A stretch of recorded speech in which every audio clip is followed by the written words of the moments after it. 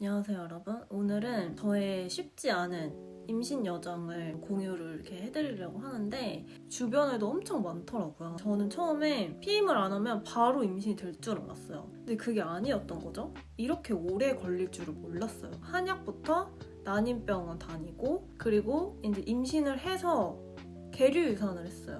그리고 계류유산을 하면 소파술을 해야 되거든요.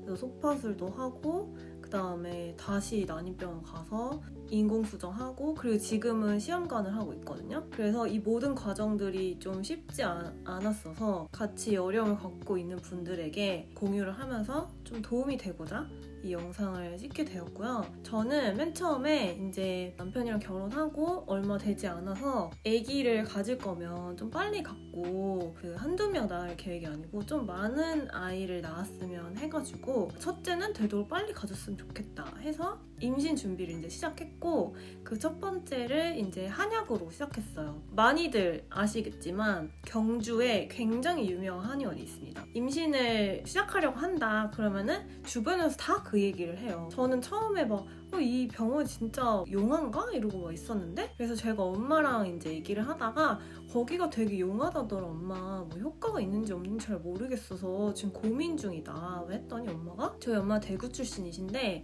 엄마 거기 안다고 하시면서 엄마가 어릴 때부터 그 한의원이 유명했대요. 엄마가 옛날에 찬데서 자다가 입이 돌아가셨는데 굉장히 유명한 한의원에 외할머니가 찾아가셔서 바로 입 돌아간 거를 원위치로 했다는 굉장히 유명한 한의원이 맞다고 하시더라고요. 그래가지고 신뢰도가 갑자기 확 올라가가지고 그럼 나 여기 한번 가봐야겠다 해서 부산에 놀러 간 김에 경주에 잠깐 들러가지고 이제 경주 한의원에 들렸죠. 그래서 저희 둘 다 먹었어요. 맥을 짚으면서 하시는 말씀은 그렇게 남편은 많이 공감 가지는 않았다고 했고요. 그래서 저는 약간 한의약이나 미신도 엄청 잘 믿고 점도 되게 잘 믿고 해가지고 저는 되게 그 맥을 짚었을 때 많이 공감이 됐거든요. 아무튼 그거를 지어 먹고 아기를 기다리고 있었죠. 근데 제가 그거를 먹고 사실은 그렇게 드라마틱한 효과는 없었고요. 저는 부작용 아닌 부작용이 그 약을 먹고서 생리를 되게 오랫동안 안 하는 거예요. 원래도 좀 불규칙적이었는데 원래보다 더 늦게 생리를 하는 거예요. 제가 기록해놓은 어플 보면은 42일, 45일 막 이래요. 정상적이진 않잖아요. 그 생리를 규칙적으로 해야 배란일이 언제인지 알 수가 있고 예측이 되고 배란일에 맞춰서 부부관계를 해야 이 임신 확률이 확 올라가거든요. 근데 이게 생리가 갑자기 이렇게 되니까 당연히 배란일도 잘 모를 거고 그래서 결론적으로는 저는 잘 되지가 않았어요.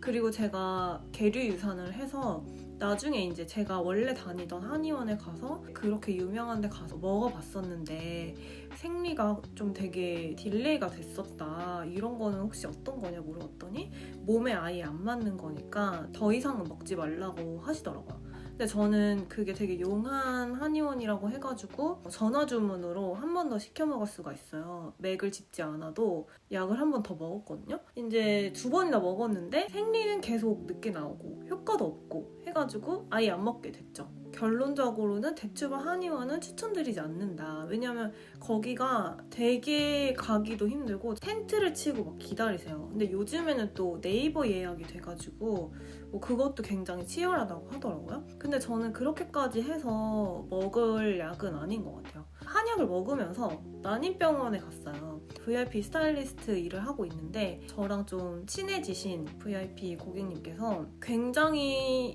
잘하는 산부인과 있으니까 거기를 한번 가보세요 하시는 거예요. 강남 아기들은 다 거기서 생겼다 이러시면서 약간 선생님까지 소개를 받아가지고 이제 갔어요. 그게 이제 작년 1월부터 제가 갔었고 한약은 계속 끝자락으로 병행을 하면서 그리고 다녔는데 난임병원에 가면 뭘 하냐? 배란 초음파를 봐주세요. 다들 임신 준비하시는 분들 알겠지만 배란 테스트기 이런 거 있잖아요. 근데 그것보다 배란 초음파를 보는 게 가장 정확해요. 난포가 얼마나 자랐고 이제 난포가 잘 자랐으면 트리거 주사라고 해가지고 이걸 터트려주는 주사를 해요. 그럼 이게 배란이 24시간에서 48시간 안에 배란이 이렇게 되면서 정자랑 만나면 그게 딱 황금 타이밍인 거죠. 근데 저는 이제 다낭성 여성이어가지고 다른 사람들보다 예측이 좀 떨어진 그런 이슈가 있어요. 그래서 이제 배란 초음파를 보는 게 수정 타이밍에 가장 적합한 타이밍을 알 수가 있어서 보통 분들도 그렇고 다낭성 있으신 분들은 보통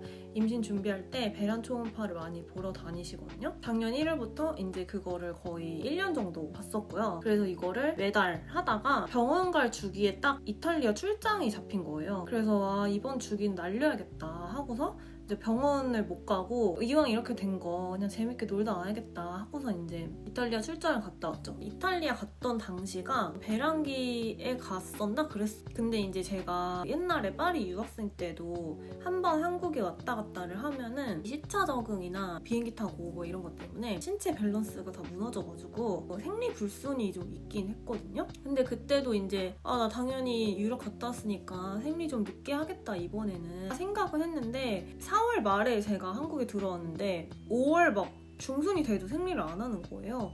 그래가지고 왜 이렇게 생리를 안 하지? 이러면서 빨리 다시 난임병원에 가서 그 임신 준비를 해야 되는데 생리가 계속 늦어지니까 이거 뭐 임신 준비도 못하고 난임병원도 못 가고 하니까 너무 답답한 거예요. 생리가 진짜 아무리 기다려도 안 나오는 거예요. 진짜 이대로 안 되겠다. 그냥 산부인과에 가서 그 생리 유도제라고 있어요. 그거를 처방을 받아야겠다. 그 병원 갈 준비를 막 하면서 그래도 이제 임신하면은 먹으면 안 되는 약들이 있으니까 혹시나 해가지고 이제 임태기를 한번 해본 거죠. 혹시나 하는 마음에 샤워 막 하고서는 이제 뭐 당연히 한 줄이겠지 이러고 봤는데 2줄이 뜬 거예요. 그래가지고 이게 뭐지? 이러고서 그때 이제 남편이 아침에 있었어가지고 자기가 이것 좀 보라고 이것 때문에 생리가 안 나왔었나 봐. 둘이서 막 입틀 막 하면서 이래서 그런 거였어? 이러면서 그때 이제 임신 사실을 알게 된 거죠. 처음으로 이제 2주를 봤어요. 그래서 너무 신난다 이러면서 드디어 임신됐구나. 해피한 나날을 보내고 그러면 우리 출산일은 언제지? 뭐 조리원은 어디로 가야 되지? 막 이런 행복한 고민을 하다가 이제 임태기 역전이라고 있어요. 2줄이 뜨면은 한 줄이 이제 좀 연하게 시작돼요. 근데 이 한 줄이 기준선보다 진해지면은 그때 이제 병원에 가면은 뭐가 보인다고 하더라고요. 병원에 갔더니 아기집이 보인다면서 축하한다고 그러시면서 뭐 임신 확인서도 받고 그래서 오피셜한 이제 임산부가 됐죠. 이제 너무 뭐 행복하다 이러고 막 엄마한테도 알리고 뭐 시댁한테도 알리고 뭐 이렇게 했어요. 그래서 이제 오피셜 임산부로 뭐 핑크 배지 받아가지고 뭐 이렇게 생활하고 뭐 이렇게 하다가 이제 주기적으로 병원에 가야 되니까 병원에 갔죠. 병원에 갔는데 갈 때마다 이제 아기가 좀 느리게 자란다는 거예요. 뭐 생리 주기도 그렇고 다낭성도 있고 뭐 하셨으니까 확산이 좀 늦게 됐나 봐요. 이러면서 그런가 보다 하고 있었어요. 그러고 이제 또 병원에 가고 정기 검진이요. 또 병원에 가고 하면은 계속 애가 계속 늦는다는 거예요. 그리고 심장이 뛰어야 되는데 굉장히 약하게 뛴다고 했어요. 좀 이상하긴 하지만 다음 주에 한 번 더 와보시겠어요? 하고 이제 다음 주에 굉장히 떨리는 마음으로 갔어요. 의사분이 굉장히 막 마음을 잘 못 숨기시는 분이에요. 막 이렇게 항상 보실 때 뭐 이렇게 보시다가 되게 막 기쁜 마음으로 보시다가 그날은 약간 갸우뚱하면서 막 보시더라고요. 그래가지고 안 좋은 건가? 왜냐면 초음파 이렇게 화면을 보면 저도 같이 보이거든요. 근데 거기 보면은 분명히 애가 좀 커져 있었어요. 그래서 저는 애가 되게 많이 커져 있네? 이렇게 생각을 했었는데 보니까 심장이 멈춘 거예요. 심장이 저번 주엔 분명히 미약하게 뛰고 있었는데 이번에는 아예 뛰질 않았던 거죠. 이제 이런 경우에는 계류 유산이라고 하시더라고요. 임신했으니까 당연히 건강하게 출산을 할 줄 알았고 그리고 그게 당연한 건 줄 알았죠. 그리고 유산 뭐 요즘 많다지만 혹시 그게 뭐 설마 나겠어? 막 이러고 있었는데 그게 저였던 거죠. 애가 이제 심장이 멈췄으니까 얘를 이제 제거하는 시술을 해야 되는데 그거를 이제 소파술이라고 불러요. 이거를 좀 잘 알고 계셨으면 좋겠는 게 소파술을 하면 다음 임신이 빨리 된다. 임신이 또 잘 된다. 이런 얘기를 하시는 분들이 많은데 이게 아예 관련이 없어요. 이제는. 그리고 옛날에는 소파수를 하면은 긁어내서 없애는 거기 때문에 자궁 안이 깨끗해져서 어떤 효과가 있었을지도 모르겠지만 지금은 제가 직접 물어봤어요. 뭐 이렇다고 하는데 맞나요? 이러면서. 근데 지금은 이거를 흡입해서 없애는 거기 때문에 전혀 관련이 없다고 하셨어요. 뭐 위로 아닌 위로를 이제 해주시지만 뭐 지금까지는 안 생겼고. 그래서 이제 또 소파수 얘기를 하시는 분들이 있는데 그거는 진짜 주변에 그런 분들이 있으면 진짜 그런 말 하지 말라고 말리고 싶어요. 그리고 아무튼 그래서 소파수를 하고 이게 유산을 하는 게 어떤 출산하는 것처럼 몸에 부담이 많이 간다고 해요. 그래가지고 제가 평소에 하던 운동도 하나도 못하게 됐고 그냥 걷기 운동만 하게 됐는데 근데 제가 그때 걷기 운동을 굉장히 열심히 했어요. 왜냐면 집에 있으니까 너무 우울한 거예요. 하루에 2번씩 걷기 운동을 했죠. 그리고 그때 별로 막 유산했을 때 내가 뭐 할 수 있는 게 없었지 이러면서 좀 슬프지만 그냥 이렇게 뭐 그럴 수 있지 이러고 있었는데 이 슬픔이 뒤늦게 오더라고요. 병가를 내고 회사를 계속 쉬다가 복귀를 하는 날 그때도 너무 힘들었고 그때 갑자기 현실 자각이 막 되면서 너무너무 되게 힘든 그런 시간을 보냈었어요. 그래서 이제 티는 안 냈지만 저랑 남편이랑 둘 다 좀 힘든 시간을 그때 보냈었고요. 그리고 이제 몸을 좀 다 추스리고 나서 다시 임신 준비를 해야겠다. 이제 다시 난임병원에 가서 그 루틴을 반복을 했죠. 반복을 하다가 뭐 이렇게 몇 번 해도 안 되는 거예요. 계속 추석쯤이었던 것 같아요. 추석쯤에 이거 근데 치트키 같은 거 없냐 아무튼 뭐 없어요? 물어봤더니 질정을 처방을 해주시더라고요. 호르몬 그 역할을 해서 자궁을 따뜻하게 해주는 건데 시험관 할 때 이거를 많이 써요. 그래가지고 이제 질정을 처방해주시고 질정하니까 좀 약간 너무 간지럽더라고요. 먹는 호르몬제도 먹어가면서 또 몇 번을 했어요. 근데 또 안 되는 거예요. 시험관을 좀 생각을 해보시는 게 좋을 것 같다. 바로 시험관을 하기에는 나이도 어리고 너무 건강하고 하니까 그냥 검사만 받아보시죠 해가지고 검사를 막 했어요. 그리고 나팔관 조영술이라고 이게 되게 아파요, 여러분. 이게 너무 아파서 그 진통제 주사를 놔요. 일단 나팔관 조영술을 왜 하냐? 나팔관으로 이동을 해가지고 이제 임신이 되는 건데 만약에 나팔관에 뭐 이물질이 있거나 아니면 여기가 아예 막혀 있거나 하면은 임신이 될 수가 없잖아요. 그래서 이제 이 두 쪽이 다 뚫려 있는지 잘 이제 돼 있는지 그걸 확인하기 위해서 엑스레이처럼 찍는 건데 약물을 투입해가지고 하는 거잖아요. 그렇다 보니까 되게 아파요. 그래서 진통제 주사를 놔주세요. 진짜 저는 살면서 그런 경우는 처음이었어요.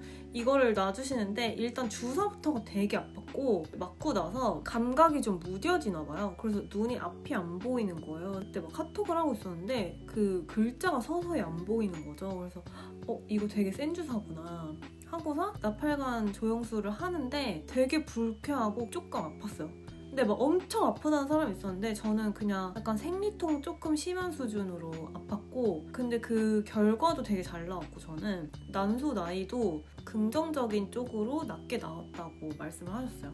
그리고 남편 정자도 굉장히 건강하다고 그렇게 말씀을 해주셨거든요. 제가 또 생리가 터져서 가니까 이번에는 인공수정을 한번 해보죠 이렇게 말씀을 하시는 거예요. 그래서 인공수정을 했죠. 인공수정은 그나마 되게 간단해요. 시험관처럼 자가주사를 놓거든요. 배에다가 제가 집에서 놓는 거예요. 자가주사를 놓는데 그거를 이틀에 한 번씩만 놓으면 돼요. 잘 숙성이 된 거를 확인을 하고 그 다음에 이제 남편이랑 같이 병원에 가서 남편은 정자를 그 실험실에 제출을 하고 그러면 거기서 이제 질 좋은 정자들을 이렇게 한번 걸러요. 그래서 걔네를 저한테 그 정자를 주입을 하는 거죠. 근데 별로 안 아팠어요. 그냥 좀 불쾌한 정도? 그냥 아프진 않았어요. 당연히 될 줄 알았는데 안 된 거예요, 또. 그래서 이렇게 무의미하게 지금 거의 1년 넘게 시간이 가느니 차라리 시험관을 좀 빨리 시작해서 뭐 배아도 얼릴 수 있으면 얼리고 그렇게 하는 게 낫겠다 해가지고 시험관을 이제 시작을 하게 됐어요. 왜 시험관을 바로 시작하는 게 낫냐면 사실 이 시험관을 하면은 확률이 확 올라가요. 뭐 40% 이상, 지금의 40% 이상이 올라가기 때문에 확실히 빨리 임신을 하고 싶다 하면은 그냥 빨리 시험관을 하는 게 나을 것 같고, 병원에서 만약에 난임병원에 가면은 뭐 의사분들이 얘기를 해주세요. 이런 상황이니 시험관을 빨리 하세요, 이렇게 얘기해 주시는 분들이 있고, 근데 저 같은 경우에는 나이가 어리고 아직 건강하니까 시험관은 이제 본인이 결심을 했을 때 하지 권해드릴 정도의 단계는 아니다고 하셔서 저는 계속 미뤄왔던 거죠. 뭐 이번 달에 안 되면 시험관 해야겠다 막 이런 적들이 많았는데, 시험관이 생각보다 힘들다고 하는 사람들이 너무 많았어서 시험관 해야지 하지만 이렇게 선뜻 시작하기가 좀 두려웠던 게 있었던 것 같아요. 근데 제가 시험관을 직접 해보니까 그렇게 막 힘들지는 않았던 것 같아요. 그래서 시험관에 대해서는 할 말이 또 많아요. 그래서 다음 영상에 또 찍어보도록 하겠습니다. 그래서 임신 준비하시는 분들이 제 영상을 보시고 조금이라도 도움이 됐으면 좋겠고요. 다음 시험관 영상으로 돌아오도록 하겠습니다.